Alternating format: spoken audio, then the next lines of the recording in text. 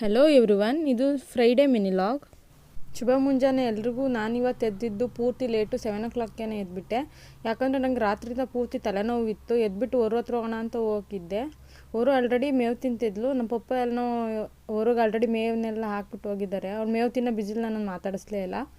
ಆಮೇಲೆ ನಾನು ಹಿತ್ತಲೊಳಗಡೆ ಹೋಗ್ಬಿಟ್ಟು ನಮ್ಮಮ್ಮ ಹಾಕಿದ್ದು ಬಾಳೆ ಗಿಡಗಳು 2 ಬಾಳೆ ಗಿಡದಲ್ಲಿ ಬಾಳೆಗೊನೆ ಬಂದಿದತ್ತೆ. 2 ಗಿಡಗಳು ಇನ್ನೇನು ಈ ಸಲ ಸದ್ಯದಲ್ಲಿ ಈ ಗಿಡದಲ್ಲಿ ಬಾಳೆಗೊನೆಗಳು ಸಿಗ್ತವೆ. ಇನ್ನೂ ಸುಮಾರು ಬಾಳೆ ಗಿಡಗಳು ಆಗಿದ್ದಾವೆ. ಅವರಲ್ಲಿ ಬ್ಯಾಚ್ ವೈಸು ನೆಕ್ಸ್ಟು ಬಿಡ್ತಾ ಹೋಗುತ್ತೆ. ಇವತ್ತು ನಾನು ನಮ್ಮನೆ ಹೂವಿನ ಗಿಡದಲ್ಲಿ ಹೂವು ನೋಡಿದೆ. ಯಾರು ಕುಯ್ಕೊಂಡು ಹೋಗಿಲ್ಲ ನೋಡಿ. ಇವತ್ತು ಯಾವಾಗಲೂ ನಮ್ಮ ಪಕ್ಕದ ಮನೆ ಹೂವಿನ ಗಿಡಕ್ಕೆ ಹೋಗ್ಬೇಕಾಗಿತ್ತು.